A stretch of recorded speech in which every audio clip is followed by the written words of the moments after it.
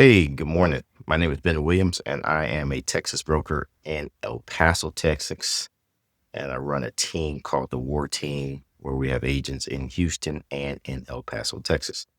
Today, I'm going to give a class on the exemptions from the seller's disclosure covered under Texas Property Code 5.008E.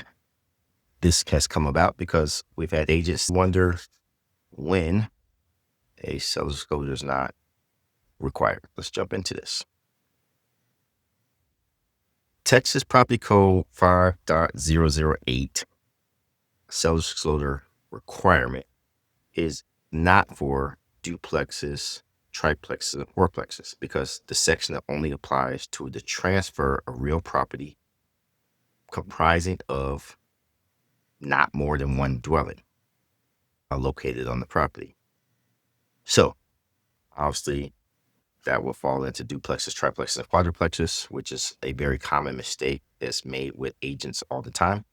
So there's no seller disclosure requirement for those properties.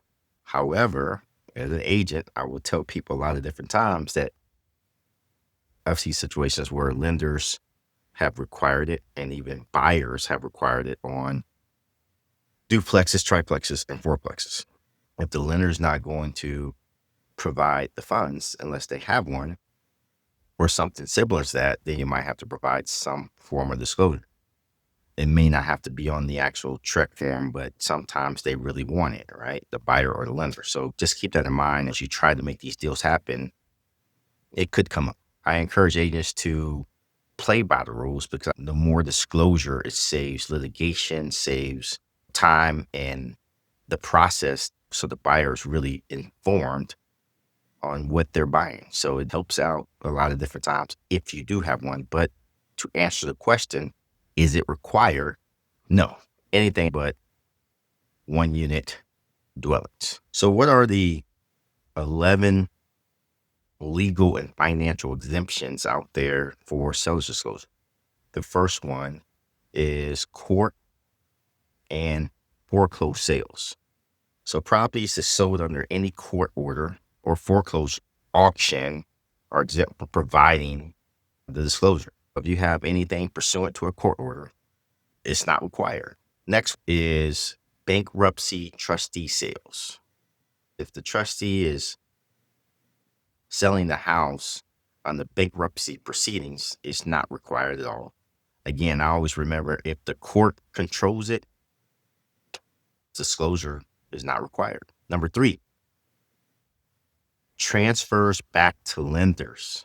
When homeowners return the property to lenders, they are exempt from providing that disclosure to the lender. All right. Mortgage, sale by mortgage, or deed in lieu of foreclosure, those are going to be exempt from the seller's disclosure. All right. Next one, lender selling. Well, okay, the lender takes it back, right? That homeowner doesn't need to give that seller's disclosure.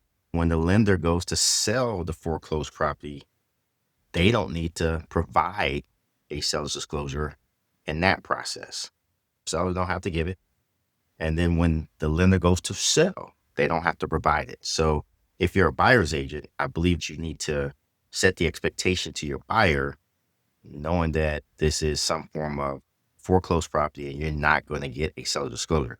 I highly doubt you're going to get it from the lender. Other ways, here's co-owner to co-owner transfers. When a co-owner sells to another co-owner, they do not have to provide the seller's disclosure. What type of examples would that be? I have seen divorce buyouts, investment partners, transferring ownership, inherited between siblings, stuff like that. They do not have to provide a seller's disclosure. Next one, family transfers and lineal line. And this is going upward or downwards, not going sideways. And when upward and downwards, I mean like parents, grandparents to children. You have to have seller's disclosures in that exchange. All right, so immediate family transfers between parents to children are exempt from seller's disclosures. The next one, divorce settlement, the transfer between spouses due to divorce does not require a seller's disclosure. The next one is fiduciary handling of estates.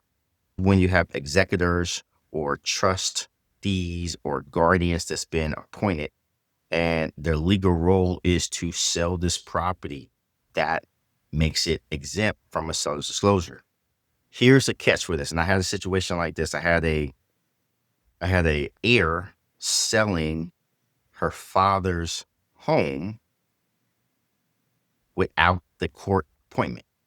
In that case, she was not executor of estate. She was not a trustee. There was no appointment whatsoever. So in that case, she had to provide the seller's disclosure. This is really based on when people's been appointed as executors or trustees, they don't have to provide that seller's disclosure. Government transfers. This is interesting. We live in a highly populated area for military, so this does come in play. And I've seen this happen. So government transfers. Down here, we have Fort Bliss, Texas. Say the government acquires a private piece of land and they want to expand for training facilities. There's no requirement to give the government a seller's disclosure in those situations. I've seen where TxDOT acquires some type of property through eminent domain or something like that. Seller doesn't have to provide the seller's disclosure to TxDOT. Situations like that, any type of government transfer, there is no requirement for a seller's disclosure. Next, the sale of a home that hasn't been previously occupied, usually by builders, new construction. They don't have to provide a seller's disclosure. All right. The next one is land sales. Land sales. Last one, land sales with the minimum structures. If the value of the contract, let's say it's like $100,000, and the structure on the land, let's say it's a mobile home and it's beat up or burnt or something like that, and the value of this mobile home is only like $2,000. That's 2%, right? So what it's saying here, land sales with minimum structures, meaning if the value of the dwelling is less than 5% of the total property value, there's no requirement for a seller's disclosure. If you have a structure that's valued more than 5% and it's a land sale, then yes, you're going to be required for a seller's disclosure. As long as it doesn't fall up under these other categories, then of course it would be exempt from the seller's disclosure. So those are the 11 exemptions for seller's disclosures. Hope this helps someone. Understanding this seller's disclosure exemption just needs to be done, right? Thanks for joining me and leveling up today and being smart, informed agent. Take care. Peace.